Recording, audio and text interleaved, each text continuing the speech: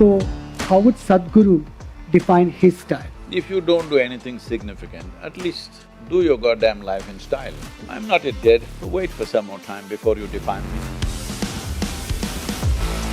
Do you think self-love is selfish?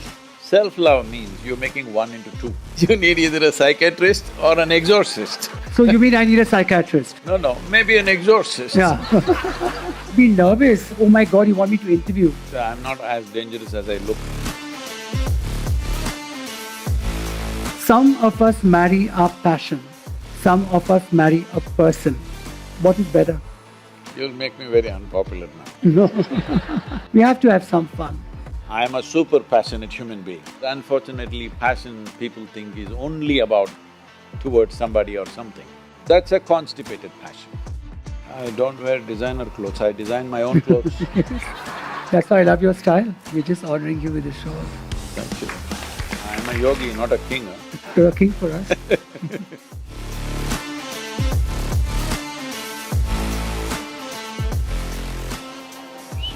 Good evening, everyone, and I am nervous because…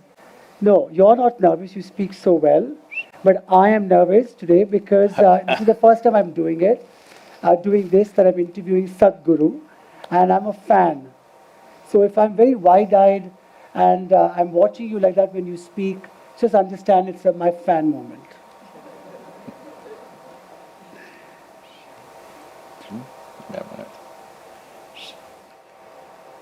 Jananam sukadham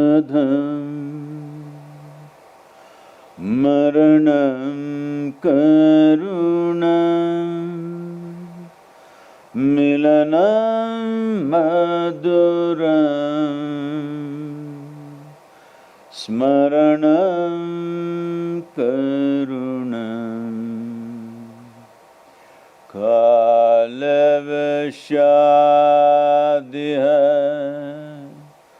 sakalam karunam samayadipate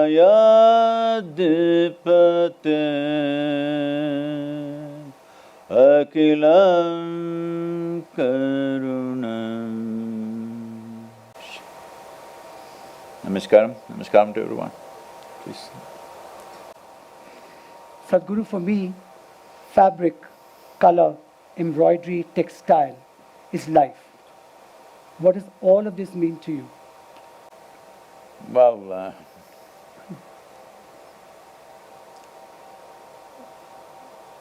color is the nature of our existence. We didn't invent color. Color is all over the place.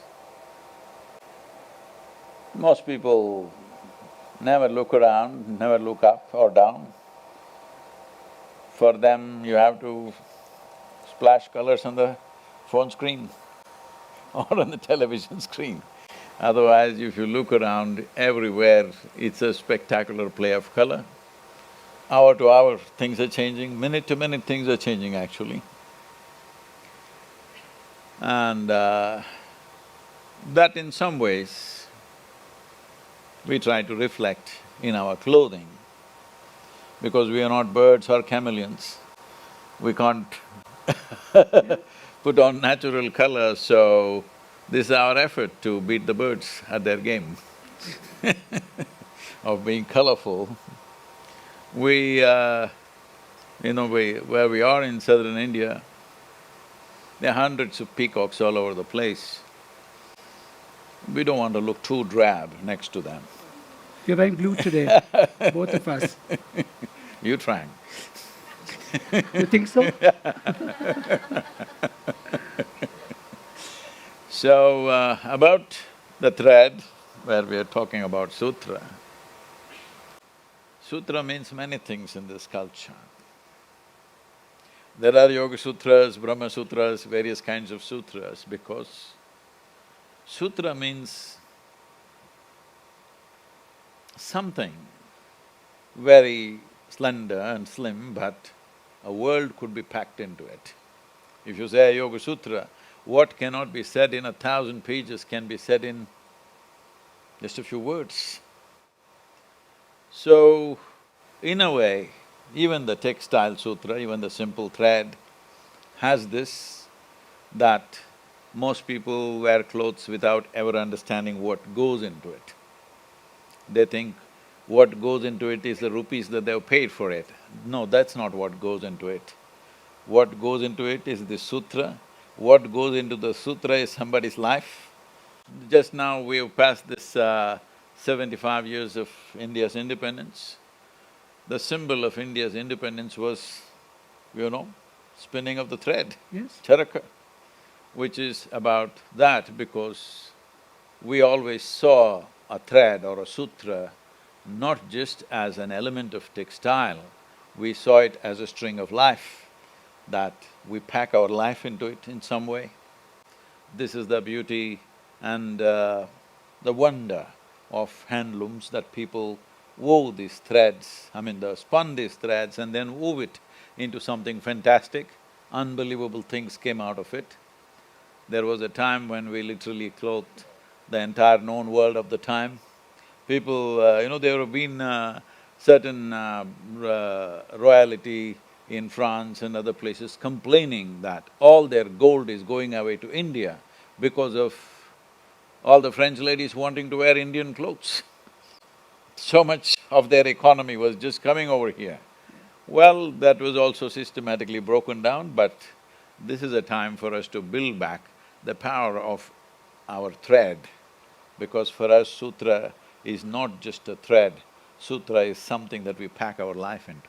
And we are passionate about, all of us here, I'm sure so many designers, artisans, artists, all of us are so passionate about handloom.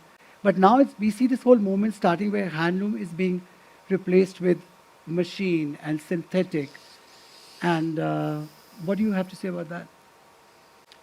See, it's inevitable that a machine which is 100 times more or 1,000 times more efficient than human hand will naturally take a certain amount of space, because we have 8 billion people to clothe.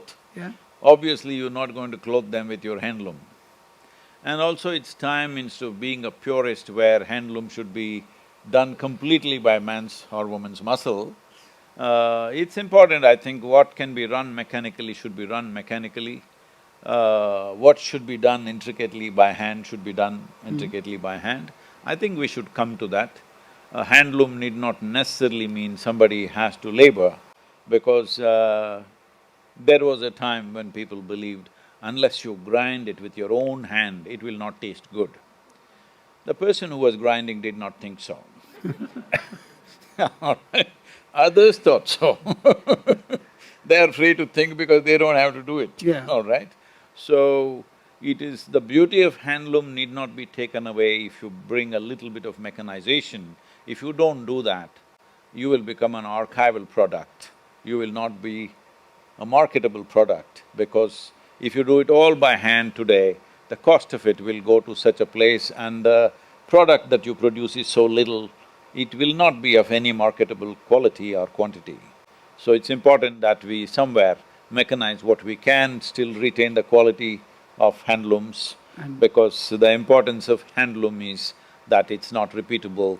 Each piece has its own character and something that cannot be imitated, like human beings. Yeah.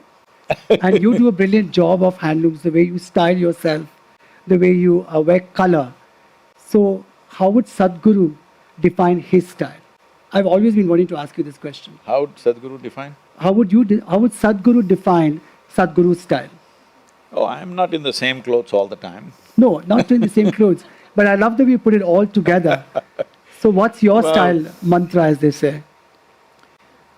Well, one important thing is, this is something that the world's population is completely missing out on, and they're paying a price for this, is going for the synthetic stuff to wear on their bodies. We must make this happen in the world, all of you, whoever has the needed influence in different areas of life. Children below 14 years of age should never, ever touch a synthetic cloth. It should never touch their bodies, because this will affect their physiological growth, their psychological growth, their emotional instabilities. You know very well, if you wear a nylon cloth, it has a static of a certain kind. This is also getting into the body, the microfiber is getting into the body in a big way. One of the biggest pollution in water is actually the microfiber.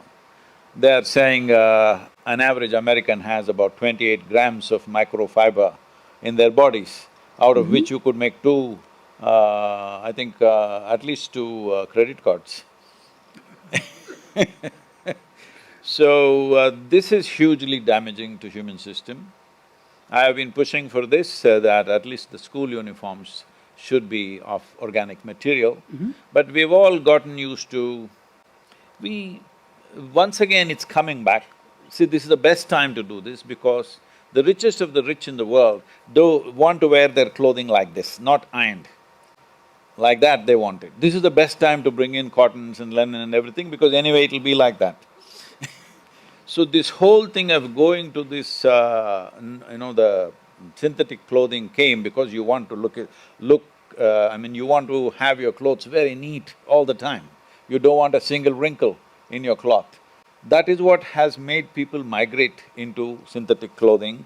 So right now, the most fashionable people in the world, at least in New York and Los Angeles, all come with this thing and it's altered stone a little bit. So this is the best time.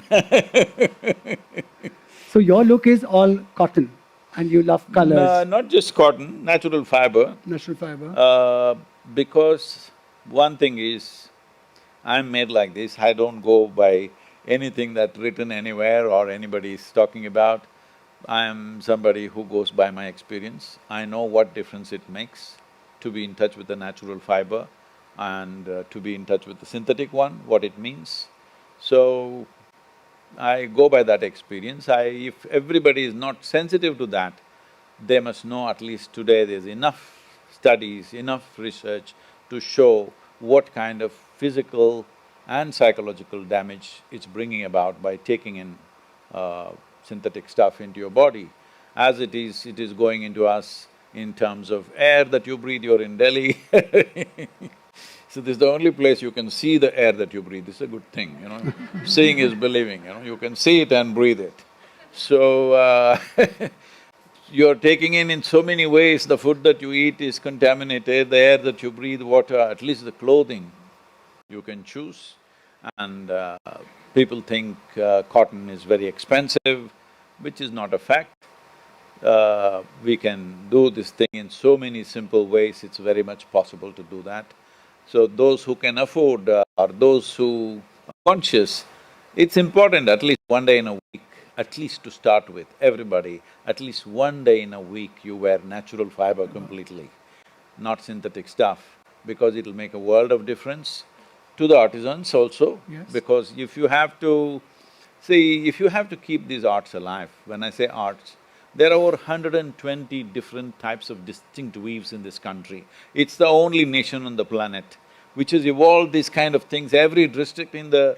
not a state, every district or taluk in the country has its own distinct kind of weaving, dyeing, doing things. This doesn't happen overnight, it takes thousands of years for people to evolve this kind of arts, that they want to make something different from what is out there and they weave it differently, they spin it differently, all this stuff. It should not be destroyed, but already nearly 50 to 54 of them are on the verge of extinction. But we can bring it back not by preaching, not by teaching, not by exhibitions, only by creating the demand in the market, and you are the market. Your biker look, which I find the coolest. Was it designed? Was it it came out by default? No, How did it all happen? I didn't design the motorcycle, so And the look? what's the look? I wear a helmet But there's this very cool jackets over kurtas, which is so fantastic. I've never seen a yogi like that. It's beautiful. So how did that come about? I don't know, when I ride a motorcycle you have to wear a protective gear, so that's all ready-made. It's all your fantastic swag. You carry it beautifully. You better learn to carry your life well because if you don't do anything significant, at least do your goddamn life in style. Yes, true that. You traveled from London to Kaveri. Please tell us about that. That incredible journey. Well, last 30 years have been talking about soil and what's happening to our soil. When I say what's happening to our soil, this is the first time in the history of humanity we are talking about soil extinction. That is, the soil could die. What does soil dying mean? What does it mean to me? Because in many nations, they refer to soil as dirt. If soil is dirt, you and me are dirt bags, that's what it means. Because the very body that you carry is soil. The life that is happening in the soil, the microbial life, which is in trillions of species, this is the foundational life to who we are right now, even in terms of evolution.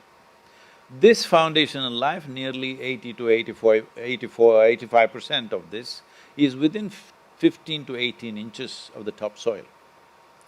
Today, as you know, our machines can plow up to 12 to 14 inches deep. We plow it like this and leave it open and then we throw poisons upon it, all kinds of things. We have pesticides, weedicides, vermicides, every side, and we have a lot of suicide because of that. Yes, the largest number of people committing suicide on the planet in any given profession is among the farmers, not only in India, everywhere. In United States, 50% of the farmers have not seen $1 of profit in the last 12 years. There are many, many instances of whole families shooting themselves. And the highest suicide rate in United States is among the farmers, because it's become such a heartbreaking job. It's always been a back-breaking job, but now it is a terribly heartbreaking job. This is because you're trying to get something out of degraded soils which have no life in it. Just by throwing chemicals and doing some magic, you think you're going to do some magic, nothing is going to happen. All that'll happen is soil will deteriorate to a point where soil will become sand. What is the difference between sand and soil? If you add organic content to the soil, to sand, it becomes soil. If you take away all the organic content from the soil, it turns into sand. So this is called as desertification. In the last 25 years, in just 25 years, 10% of the planet's land has become desert. 10% of the planet's area has turned into a desert in just 25 years' time. This is what we have done. So on an average, about 27,000 species of organisms are going extinct per year, according to UNFAO. This slide is going like this. Approximately, we don't know exactly when, but probably in the next 25 to 40 years, sometime down the line, this slide could go into a tumble. Once it goes into a tumble, there is nothing you can do, there's nothing I can do, there's nothing anybody can do. Because once the microbial life, which is the foundational life for who we are, if it starts collapsing, life on this planet will be truly endangered. That's how it is. So we are not talking about just food security alone, that inevitably we will face. Every scientist on the planet is… responsible scientist in the world is talking about we will be producing 40% less food by 2045. 40% less food. Just imagine in Delhi, 40% of the people have not eaten anything today. Do you really believe you could come to this function alive? Hello? It'll be total… they're expecting dozens of civil wars by 2035. This year, 7 nations are going into famine conditions. World Food Programme has predicted in another 4 to 6 months, 350,000 children below 8 years of age will die because they cannot… they've put their hands up because they don't have the money to provide food for them, which they were doing last few years. This year, things have been directed towards Ukraine and they don't have the money, they've thrown up their hands and saying, we can't do anything about it. So, these things are not anymore futuristic problems, it's happening right now to us.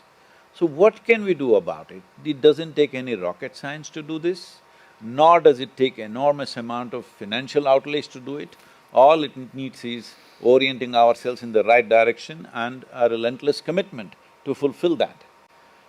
So as I said, last 30 years I've been talking about it, everybody listens to me and they say, Sadhguru, what you're saying is fantastic, it's really great.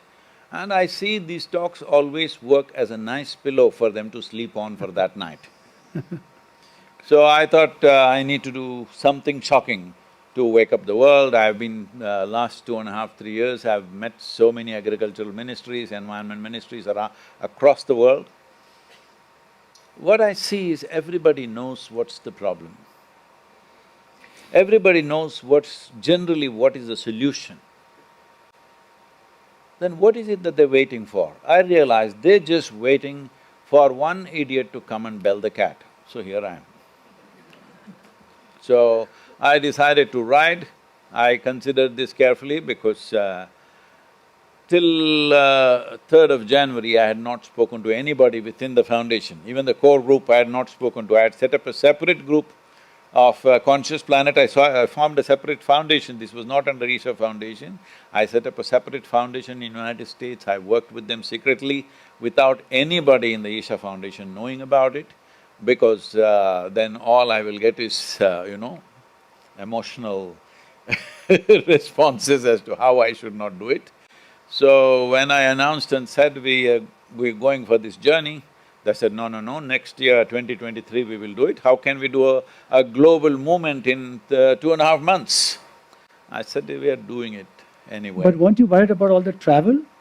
Weren't you worried about the travel? See, the whole idea was to play a little bit of… See, I don't hold any position of authority, I am not a minister, I am not a head of state, I am nothing. So the only thing I have is I have people's love and goodwill. I thought I'll play a little yo-yo with their emotions and if I walk 30,000 kilometers, it's a suicide for sure. If I cycle, also it would be suicide. Motorcycle is… anything could go wrong, anything can happen. Many dangerous moments where, you could you could lose it. So especially when you're riding 100 days non-stop, okay, not a single day's break. Our volunteers' faith in me is such, there is not one day of contingency either for the man or the machine. Fortunately, the machine didn't fail and the man didn't fail. Oh. So we managed to touch over 3.9 billion people. Fortunately, all nations are responding now. CARICOM nations were the first ones to take it up, the 11 nations in the Caribbean region. Now the Commonwealth nations, 56 nations have taken it up. United States just allocated $8.5 billion for soil health. Germany invested about $4.5 billion for soil health, and now they're coming out with a… European Union is coming out with a policy. We've been working with many of them. The best thing is India has invested about 19,000 crores in this direction. Wow. And the best thing is, we did not run a very high-powered campaign in China because of various reasons. We did a very low-powered thing. But the Chinese government is unfolding a soil policy now. So the world has responded phenomenally well. The work is not over yet, it's just the beginning. There is a lot of work to be done. So we are working with various governments. The government of Guyana has given us 100 square kilometers of land to demonstrate to the world how this can be done. We already have about 132,000 farmers who are invested in this, and their incomes have gone up anywhere between 300 to 800%, and the land quality has increased, water tables have come up. So just now, the Secretary General of Commonwealth Nations came to visit our farms and she couldn't believe what's happened there. Now they want to take it global. But what we have done in India is scattered, it's not in one place. So Guyana is 100 square kilometers, one place it'll be done. We may also take one small African nation and do that. We are seeing how to do this in one of our southern states, taking one district or two districts together and completely transforming that place. We need everybody's support because this cannot be done by just one organization or one person. This needs a generation support. This is a generational work, because in this generation, we have this great challenge that soil could go extinct. At the same time, we have this privilege that we could be that generation which turned back from the brink of a disaster. Or we could be that generation that walked into the disaster and cry about it later. because we are known for this. We always walk into disasters and then cry about it. See, for example, World War I happened. Everybody cried, never again another war should happen. They made some League of Nations, this, that. Within 25–30 years, the number two happened, all right? No, don't mistake me when I say number two. We're talking about World War II. And that was far more horrendous than World War I. Then we said, never again we're going to have another war, this is it. How many have happened since then?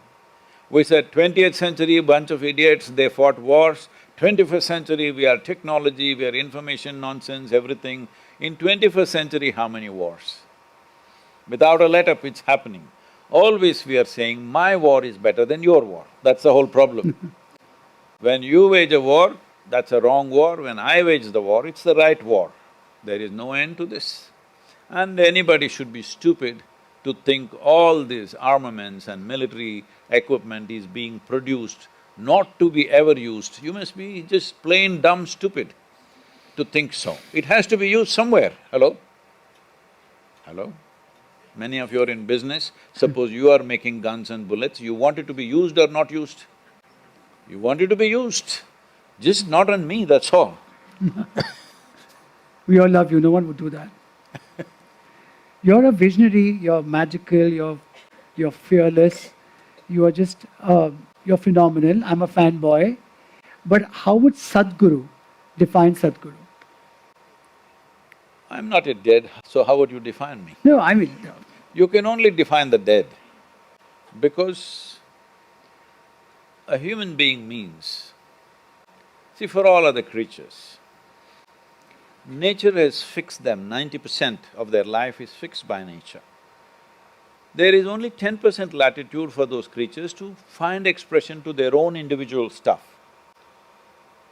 One tiger and another tiger, just 10% latitude, that's all. But a human being comes unformed. Only 10% is fixed by nature, 90% is in our hands. So if you define yourself, you must be already dead. I am not yet. Not at all. So, it's human being is a possibility. The problem with people is they always try to identify themselves and others with the activity that they perform. So if I impart yoga, they say he's a yogi. If I talk, they say he's a spiritual teacher. If I hit a ball, they say he's a golfer. If I fly an airplane, they say he's an aviator. If I paint a picture, they say I'm a painter. Why should you be defined by the activity that you perform? Now, activities can be done in so many ways as it is needed in the world. So if I ride a motorcycle, I become a motorcyclist? No. Activity is according to the need of the hour. A human being should never be defined. Only after we are dead, somebody can define because the possibility is over. So wait for some more time before you define me. Oh God.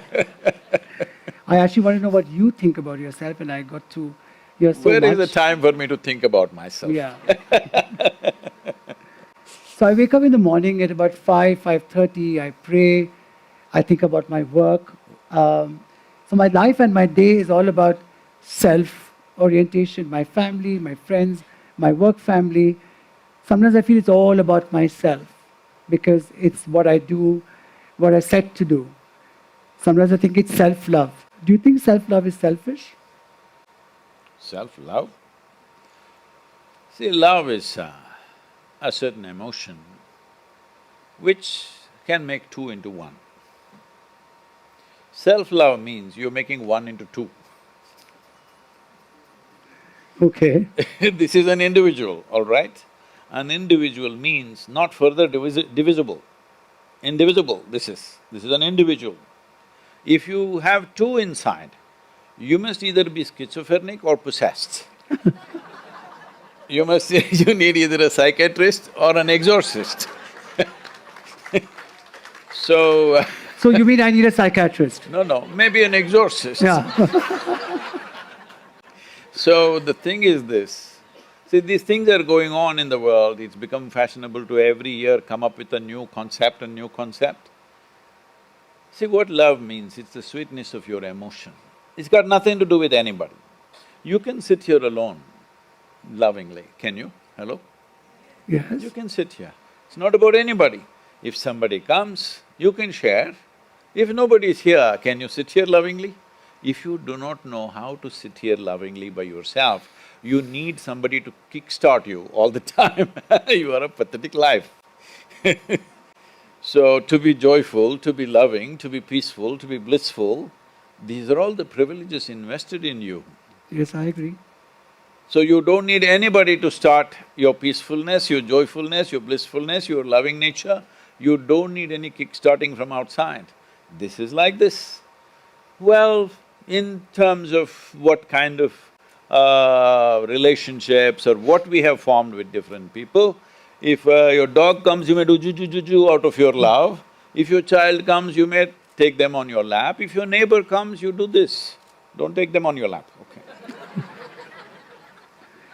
Even if the neighbor's attractive? Even if they're attractive, you can express your love in so many different ways.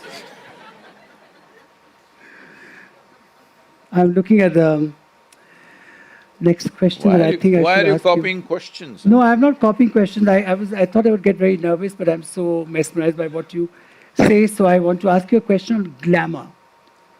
Okay, they always say, oh, our work is very glamorous, we are, it's glamour is many times considered frivolous. What do you think about glamour? I think whatever is exuberant is glamorous. Sunrises, is it glamorous? Most people have not seen a sunrise. Hello? Long time ago. No, But I wake up at 5 a.m., I see sunrise. It happens every day, but most people have seen it long time ago, or they see it on their phone screen, sunrise and sunset. It's very glamorous. Every moment of life, if you have enough attention, there is nothing in the universe which is not glamorous. I agree. It's just that people have no attention. This is a serious mistake our education systems have made. We have replaced attention with information. With information, every idiot looks like they're knowledgeable, or at least they think so. Simply because they go on the Google and read up this and that and come, you know Galaxy ZY Z64? What the hell is a galaxy? You don't know what it is, nobody has seen it, all right? Yes, it's somewhere there, but you know nothing about it. You know nothing about this one, how do you know galaxies? Anyway, whatever even scientific perspective of what it is, you must understand, even science is dependent only on the human perception. Hello? It's only the way we see it, the way our eyes are made. Just go and have a conversation with a grasshopper next time you see any grass. No, I don't mean that, I mean real grass. Yeah. I got that. So, your grasshopper is seeing the world completely differently, he's got a very special eye structure. His visual structure is such, he is seeing things very, very differently. I have close interactions with certain creatures, especially cobras and stuff. They see life so very differently. And what makes you think your way of seeing is everything? It is not. After all, if you look at this cosmos, the spread of this cosmos, nobody knows where it begins, where it ends. And in that, here we are sitting, we are not even a speck of dust and we're talking about all this. Isn't it fantastic? Yeah. Sitting on this tiny little mud ball which is spinning and hurtling through the space, and the whole system is hurtling through something else that we don't even understand. Here we are sitting and making all kinds of conclusions about everything. So information is not the way forward for a humanity, attention. So I'm very happy with the artificial intelligence, machine learning coming up, because all this rubbish about people remembering a few things and acting like they're smart will go away. All the first rank holders will mean nothing because just see, somebody reads one book and he becomes a representative of God. Yeah. Somebody reads 10 books and he becomes a teacher, he can beat you with a stick. Somebody reads 100 books and they become professors and whatever. Doesn't mean a damn thing, because without keenness of attention, not a single door in the universe will ever open for you, ever. You don't know nothing about life unless you paid very keen attention to it. You know everything in a gloss way. If you're using the word glamour in terms of gloss, Yes. it's an unfortunate bubble. But That gloss is also a part of glamour. it's a sure way of missing life. Too much gloss, that you don't experience anything, you see only the surface of everything. This is happening because we have too much information about everything, no attention to anything.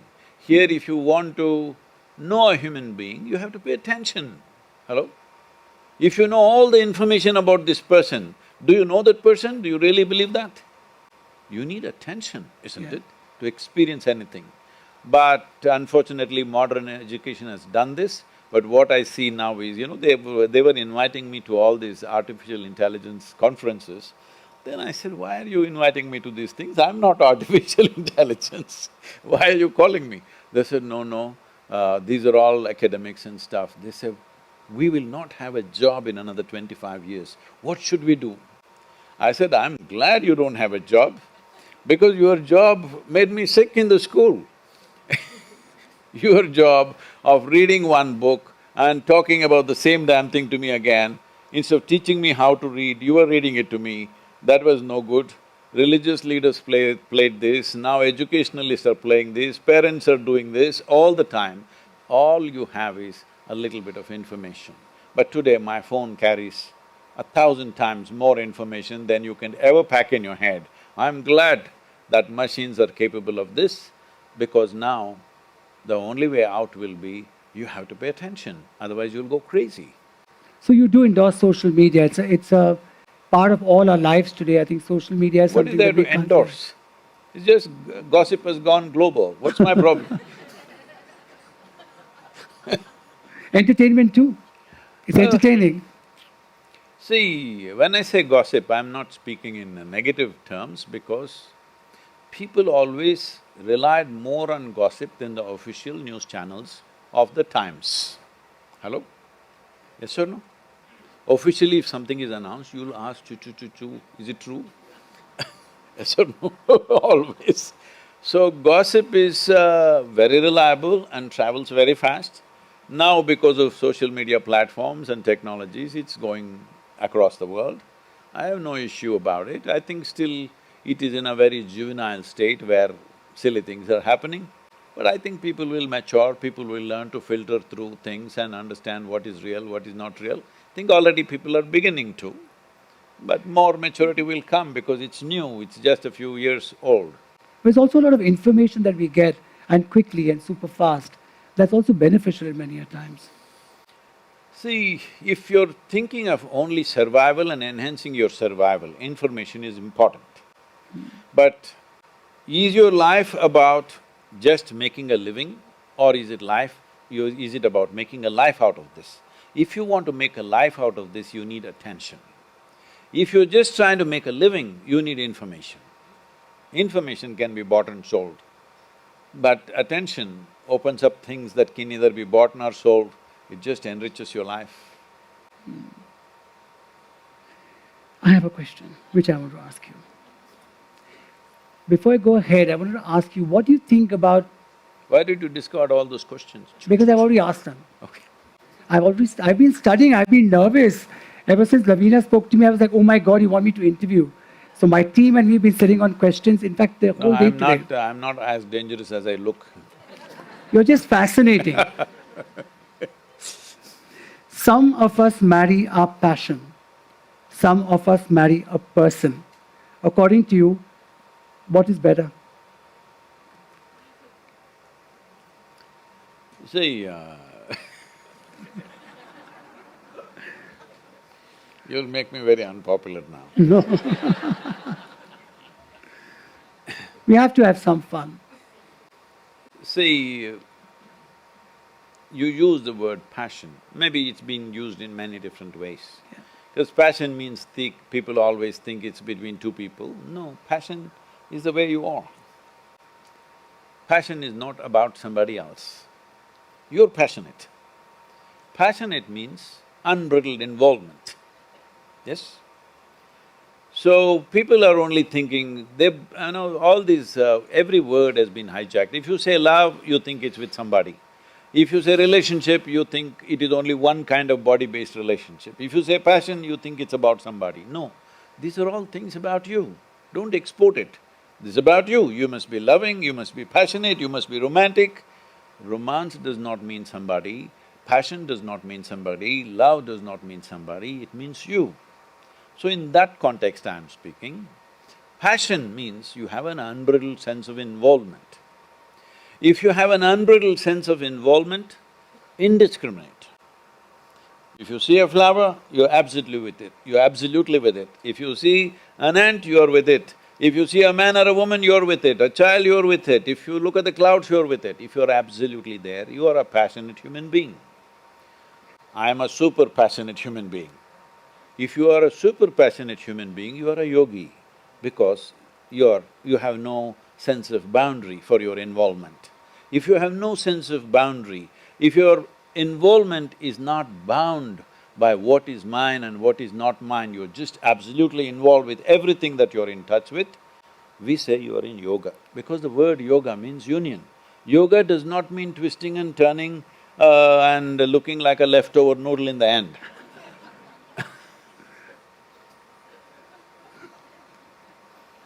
So when you say passion, you're talking about yoga. But unfortunately, passion people think is only about towards somebody or something. That's a constipated passion.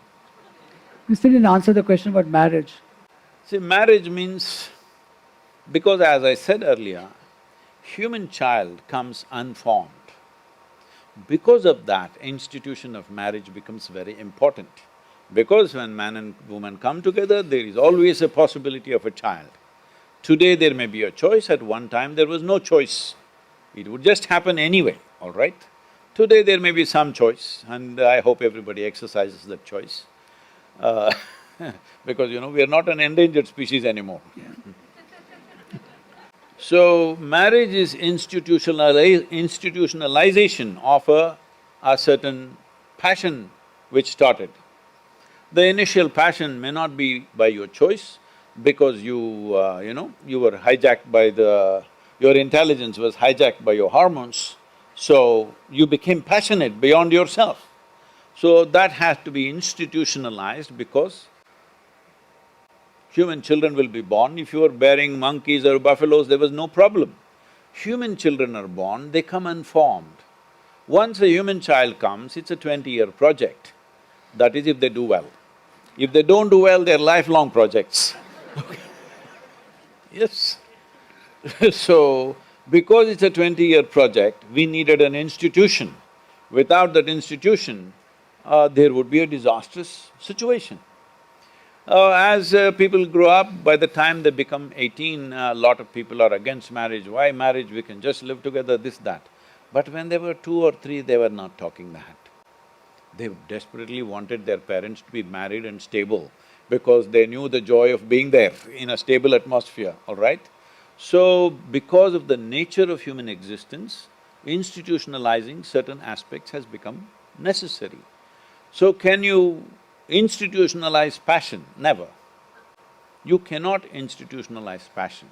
You institutionalize a certain relationship because there are certain outcomes to it, social, biological and other outcomes to it, which needs to be stabilized with an institution.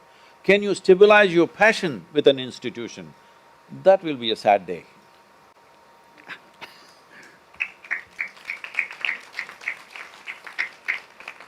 We're going to open this up for questions. If anybody is wanting to ask a question, is there a mic ready? Yeah. Oh, there's a hand up there. Hari Om Sadhguruji. Oh, I want to ask you a question on Krishna Janmashtami. What does Krishna mean to you? wonderful man but long dead. I'm saying. an exuberant, wonderful human being, long time ago. If he inspires that exuberance in you today, fantastic. But if he's only hanging on your wall, you can use a more recent model. If he's bringing about that in you, that you become that passionate and exuberant about life, it's fine. But anyway, when we say Krishna, most people are only thinking about butter, flute, girls. You must understand, all these things happened till he was 16 years of age. After he was 16, he left that place, the Vrindavan. That's the last time he went there, he never went back. Either to the cowgirls or Radhe, or he never played flute because he gave away his flute to her and he said, I'll never again play this. Nor were there cows around to eat butter. All these things, 16 years of age. Till 16, what all can a man do, please? Be practical. So over thousands of years we exaggerate this because we are not able to come to terms with his life in so many different ways, because he lived an unbridled life. Is he a good man, is he a bad man? Lot of debates are happening. No, he is not a good man or bad man, he is a fantastic man. Fantastic he is. Is he good? Because I want you to understand your ideas of good and bad come from your own sense of putting other people down in your mind. See, for example, I sit here and I think I am a very good man. How does this happen? He is not okay, she is not okay, he is not okay, she is not okay, he is not okay, she is not okay. Compared to all these people, I am a very good man. If I am the only man on this planet, would I know whether I am a good man or a bad man? Hello? If I had nobody to put down in my mind, would I know whether I am a good man or a bad man? But you would still know whether you are a joyful human being or a miserable human being. This is how you must see Krishna, a joyful human being, in any given situation. You put him in love, you put him in war, you put him in all kinds of strife, joyful human being. Even in a battlefield, he's cracking jokes. That says a lot about the man, okay? If he's inspiring that in you, that even when you have a little bit of war at home, not a gunfight, but just like that, you know, when even pots and pans fly, if you are still joyful, well, celebrate Krishna, fantastic. But if he's just an emblem and you think you own him because you're born in India, very sad. No, you can… even when he was alive, nobody could own him. You can't own him now because you're born in this country. The essence of what it means to be Krishna is, he's an unbridled life, exuberant, no matter what. Life was not kind to them, all right? Hello? Life has not been kind to him, all kinds of extreme situations. And you must understand, in the end, whatever he aspired to do, the most important thing, from the age of 16, once his guru Sandipani gave him this commitment, he decided he wants to marry… no, don't think otherwise, he wanted to marry spiritual process with the political process of the day. He wanted all kings to become, you know, infused with spirituality. What spirituality means is, physicality means it is ruled by boundaries. This is my body, that's your body. These are two different boundaries. Do what you want, unless we are buried till then, this is my body, that's your body. This is my mind, that's your mind. This is my thing, that's your thing. But spirituality means, once you transcend your physical nature, there are no boundaries. So he wants political people of the day who are not presidents and prime ministers, they were kings. He wanted all the kings to have a spiritual process, because if one who is in power, if he doesn't have a sense of… profound sense of inclusiveness, he is bound to exploit. He is bound to exploit, there is simply no other way. He must have a profound sense of inclusiveness with everything and everybody around him. Only then he'll serve all life. Everybody put you up because they believe you will do something more than they themselves can do. Hello? Yes or no? Somebody puts you up because they believe you're going to do something that they themselves cannot do for their own lives.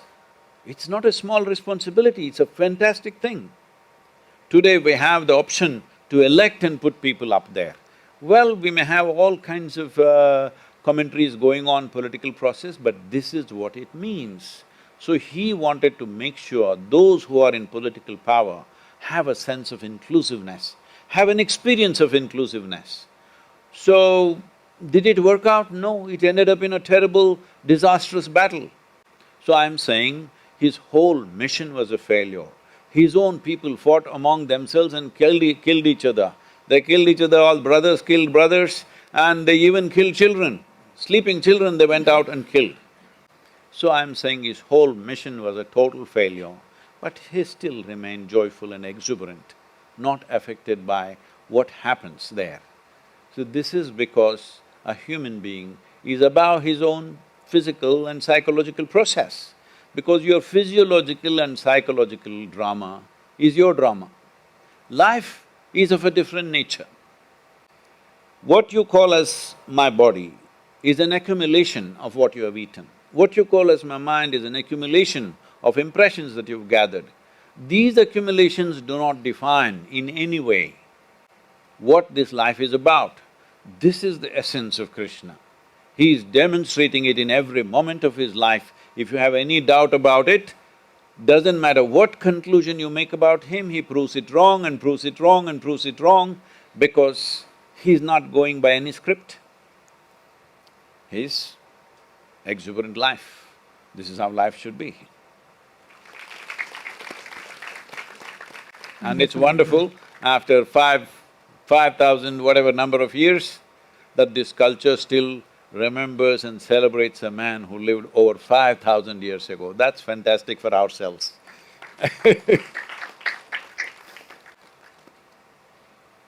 Namaskar, Sadhguru. I see you as the most logical person, most logical guru in the country today. How have you been able to achieve that?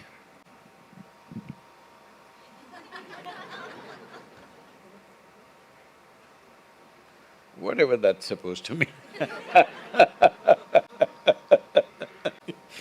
Well, see, you must understand this. Many times I'm sure every one of you gets into argument with somebody. Hello? When you get into an argument with somebody, it's simply because you think they are illogical and stupid and whatever, all right? But you must understand, the person who is arguing with you also thinks that they are logically correct. Yes or no? Hello? You think they are arguing because they think they're wrong? No, they think they're logically correct. So you must understand, logic is a very deceptive thing. People can make anything look logical. People want to kill you and they think it's logically correct. Hello? Yes or no? People are bombing the whole nations out, they think it's logically correct. They do horrendous things to each other and they think it's logically correct. So don't put me in that category. So, logic must evolve. How will logic evolve? The more profound your experience of life is, the more evolved your logic is. Rudimentary logic is going on all the time. Hello? Ugly things in the world don't happen because of illogic. Ugly things in the world happen because of rudimentary logic, isn't it? So you think he's not logical? The man who does terrible things to somebody, the man who kills, the man who rapes, the man who does things, you think he's not logical? He's very logical. In his own rudimentary sense, he's got his own logic going, isn't it? So, it's very important, don't try to evolve your logic by reading Socrates or something, it's very rudimentary. if your life's experience becomes very profound, it'll only become profound if your experience of life is not determined by the boundaries of your body or your mind. Then your experience of life becomes very profound. Once again I'm telling you, you need to know some yoga. Yoga means not twisting yoga. Yoga means union, that… See, all of you breathing, hello? No, because you're in Delhi, I'm asking. I thought maybe you learn to survive without breathing and something like that. If you're breathing, what you exhale, the trees are inhaling. What the trees exhale, you're inhaling. This is yoga. There's a union. One half of your lungs is hanging out there. If you experience this, right now I'm logically telling you, it's a fact, isn't it? Hello? Is it a fact? Before photosynthesis started in this world, some approximately 1 billion years ago, some 600 or 800 million years ago, one very smart algae or a fungi, we don't know which one of them, it's like we don't know whether it is a caveman or a cavewoman who first learned to control and use fire for cooking. Do you really know? Because there is no cavewoman anywhere, only caveman.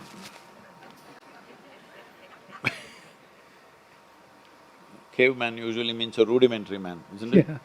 Maybe women were never rudimentary. At least they thought so. So, we don't know. Similarly, we don't know whether it's an algae or a fungi, but one of them came up with this fantastic idea of cooking their food using the perpetual energy of the sun. Today we call this phenomena as photosynthesis. Before photosynthesis came, the oxygen level in the Earth's atmosphere was a shade over 1%. Today it's 21%, even in Delhi. It's 21%. Because of that, we are alive. We are not only alive because of that, we evolved because of that. Complex life on this planet evolved only because as the oxygen concentration in the atmosphere improved, then the evolution happened. So, this process of photosynthesis, the way it happened and where we are today, is a logical process. But in the last 1,000 years, we have removed 85% of the photosynthesis on the planet. But we are still logical, isn't it? We have logic as to why we remove it, yes or no? 85% of the oxygen manufacturing plants on this planet we have removed, but we have done this in a logically correct way, yes or no? Hello? Somebody had a logic for that, yes or no? Yes. Because there is no profoundness of experience. If you experienced that half of your lungs is hanging out there, do I have to tell you don't cut it? So there is no profoundness of experience. Unless there is profoundness of experience, most intelligent people will do most idiotic and cruel things in the world. I want you to understand, it's very intelligent or intellectually sharp people who developed smart bombs, all right? So what smart bomb means is, there's no window anywhere, but if there is a small vent somewhere, through that they can drop a bomb here from 2 miles up in the sky and all of us can evaporate. What is so smart about it, I don't understand. What is so smart about making people evaporate who don't even know where the hell what is coming at them? But it's a smart bomb. So there is a logic to that smartness, yes or no? So please understand, your logic can be most destructive if it is not inclusive. And inclusiveness will not happen because you say, I love you, you love me. It will only happen when there is a profound sense of experience of life. When I say profound sense of experience, your existence here is not happening on an individual basis. This life is happening as one whole phenomena. You're just a small individual outcrop. Just because nature has given you this privilege of having individual experience in this limitless space of existence, let me put it this way, The problem is here. See, in this cosmos, this solar system is a tiny speck. In that tiny speck, planet Earth is a micro speck. In that micro speck, India is a super micro speck. In that super micro speck, Delhi is a super micro speck. In that you are a big man. This is a serious problem. From this evolves all kinds of logic which is destructive and self-destructive in so many ways. So if logic has to evolve into a place where it doesn't damage this life or any other life, it's important your life or your experience of life has to become profound. It has to go beyond your physical and psychological boundaries.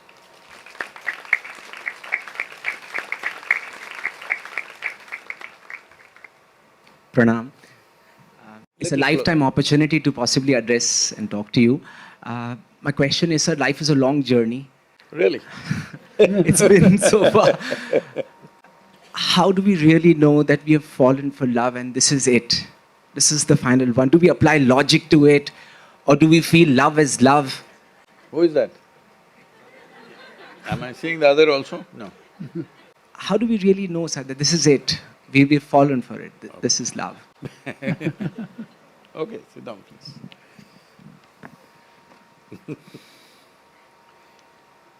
See,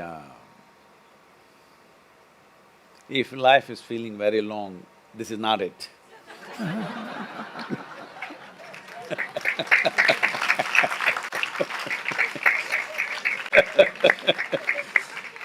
See, on a certain day when you are very happy, very joyful, 24 hours, poof, goes off like a moment, isn't it? Another day you're little, I don't want to put a word to it, but you know that. On that day, 24 hours feels like 1,000 years. So only miserable people can have a long life. If you're bursting with love and joy, this goddamn life will be over before you know what the hell is happening.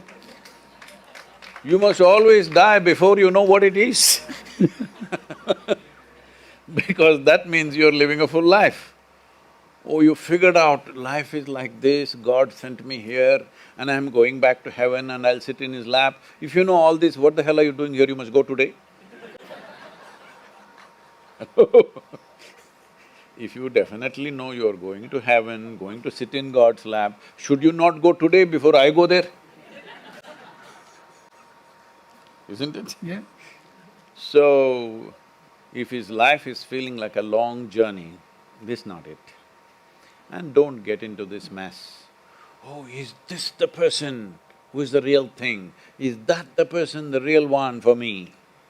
No, I want you to understand, this is the one. If you fix this one, everybody feels wonderful. If you fix this one person, you will see everybody feels wonderful. If you try to fix that one, you will realize life will become a mess. So my self-love. Huh? Not self-love. Love means transactional, there's a transaction to it. So, transaction can happen only between two. But love is a certain exuberance of your emotion, sweetness of your emotion. Let me put it this way. See, if your body becomes pleasant, we call this health. You want it? You want it? See, I'm going to bless you. Those who say yes, those who say no, those who are silent, I'm going to bless you for whatever you are. You want health? Yes. If it becomes very pleasant, we call it pleasure. Don't feel shy, tell me. Blessed. If your mind becomes pleasant, we call this peace. If it becomes very pleasant, we call it joy.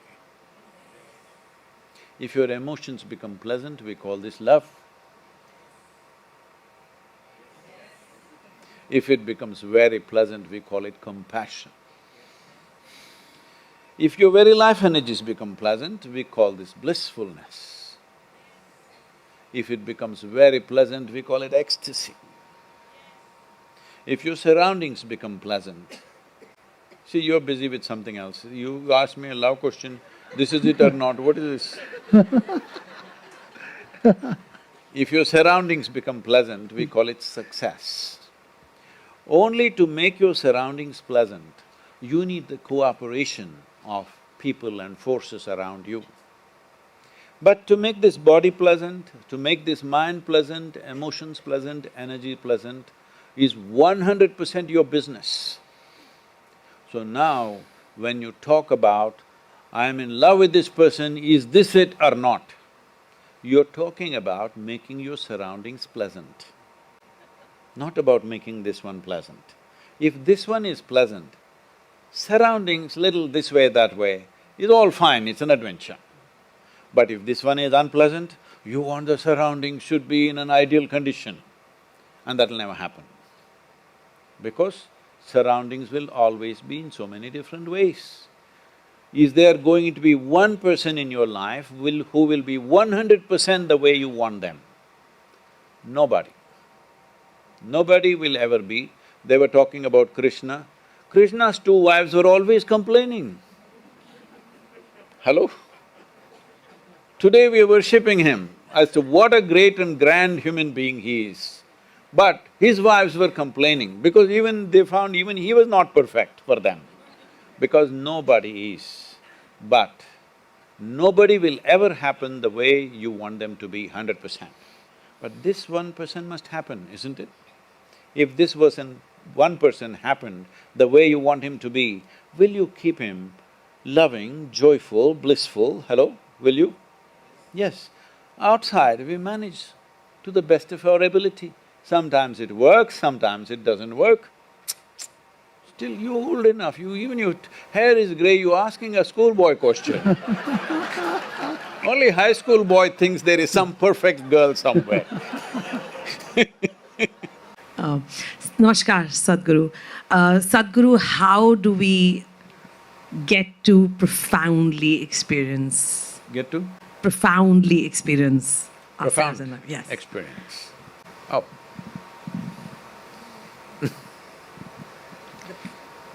See, what is it that is constipating your experience? Don't… see, this is the whole thing. When I say constipation, you're thinking of only one thing. Constipation means there is no free flow, it happens little by little. Your joy is happening little by little, your love is happening little by little, your peace is happening little by little, everything is happening little by little, so this is a constipated life. Why has it become constipated? Because you have set conditions. If I have to be happy, you must be like this, that should be like this, my clothing should be like this, the world should be like that. You've set too many conditions which can ever come together for anybody. I was just saying, even Krishna's wives have problems because he's not fitting into the conditions they have set. Today he thinks he is the most fantastic human being after 5,000 years. But when he was alive, he was not fitting into the definitions. The first question was about definition. Somebody or something, your situation, your work, your life is not fitting into your definition. Definition is a constipation, because life cannot be defined, it's a phenomena beyond any definition. All kinds of idiots have been giving definitions for life for thousands of years, but there is no definition to it, because it's a phenomena beyond your grasp. You can only experience it, you can ride it, or you can be crushed by it. This is the choice you have. It is a great phenomena. If you learn to ride it, it's fantastic. If you don't learn to ride it, it crushes you, it's not so fantastic. It's like this. See, suppose you are a surfing champion, you know how to surf big waves. Tsunami is your dream, isn't it? Hello? Yes or no? Tsunami is your dream, you would like to ride that wave, 100 feet tall wave is what you want to ride. But it's a disaster for everybody else because they don't know how to ride. The same thing with every aspect of life. Have you become life competent or are you just a psychological case? When I say a psychological case, you have conclusions about everything, how, what, everything should happen. Now if it doesn't fit into your conclusion, you're miserable. So essentially, you're trying to fit the whole world or creation itself into the framework of your constipated idea of what it should be. If you do not create anything, if you do not define any aspect of life, that you're willing to experience it, how do I experience it? Immediately your modern self-help people came and said, be in the moment. All right. I'm asking you, can you be somewhere else and show me, please? You can only be in the moment, can you be somewhere else? No, but then what teaching is that to say be in the moment? Essentially they are telling you, don't use your brain. Do not remember the past, do not think about the future. Then you're heading for a real disaster, all right? If you don't use your memory and your imagination, then you're heading for a disaster. Right now, this is the biggest problem, that your life is nurtured in such a way, there is no distinction between what is memory and what is imagination. If you put these two things into proper boxes, your memory and your imagination. What imagination means is, you can use your memory and use permutations and combinations and create an exaggerated sense of anything you want. It's perfectly fine because that's a human privilege that we can imagine things which cannot even happen, all right? We can imagine things that cannot even happen, never happened before, may not happen ever, but we can imagine that also, it's fantastic. But once there is no distinction between what is memory and what is imagination, the present moment's experience is clouded between these two. So you cannot experience anything profoundly because first of all, you cannot see anything clearly. Without clarity of vision, there is no profoundness of experience. And there will be no clarity of vision if you do not know what is memory and what is happening right now and what I can imagine for a tomorrow, if there is no distinction. This is a fundamental thing, that there is no discipline in one's life to clearly separate memory and imagination so that this moment's experience is absolutely clear the way it is. Do I have to tell you yoga, this nonsense, that nonsense, world is one nonsense? If you breathe, you know it's all one, isn't it? Hello? Yes or no? Yes. And how come you do not know? Because your psychological mess is going on. Memory is playing up all the time, imagination is playing up all the time, because there is no separation between the two. There is a lot we can talk about why this has happened, but there are specific things that you can do, simple sadhana that you can do in your life, where distinctly you can put your memory in your memory box, imagination in your imagination box. Both of them are fantastic, because if we did not have memory, we would not know the richness of our life, isn't it? Suppose I wipe out all your memory, what is there? There's really nothing. And if there was no memory, there would be no imagination either. So this moment, how we experience it, is profoundly influenced by memory. It gives us a context. But if it seeps into this moment, then you cannot experience this. So this is not a philosophy or an ideology, it's a method with which you bring this discipline to your mind, that your memory and your imagination are separated. You don't have to do anything about now because it's the way it is. You can't do anything about it, you just have to drink this moment in, there's nothing to do. It will not happen because you believe in this philosophy. You must bring the discipline of keeping memory in its memory box. If you do that, imagination will naturally fall into its box. Then here, what you need to experience will be crystal clear. Without clarity, there will be no profoundness.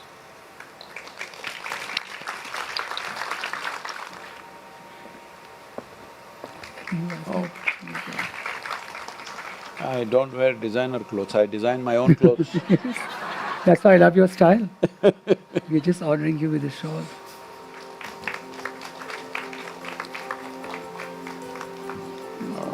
Thank you. Thank you. You look like you forgot who I am. I am a yogi, not a king. Huh? You're a king for us. Thank you so much. Thank you very much. Thank you for this wonderful experience. Thank you. Thank you. Thank you, everyone. Namaste. On behalf of Sutra Santati, then Now Next, and Abhiraj Baldota Foundation, we would like to thank Sadhguru and Manish Malhotra for being here and for this enthralling evening. We would also like to thank the National Museum and the Ministry of Culture for all their support. A big thank you to the press for being here, for supporting this endeavor. This incredible exhibition would not have been possible without the passion and the hard work of all the co-creators. A big thank you to them too. And last but not the least, thank you to all of you, the audience, for participating, for being here wholly and solely. Thank you. Namaskaram.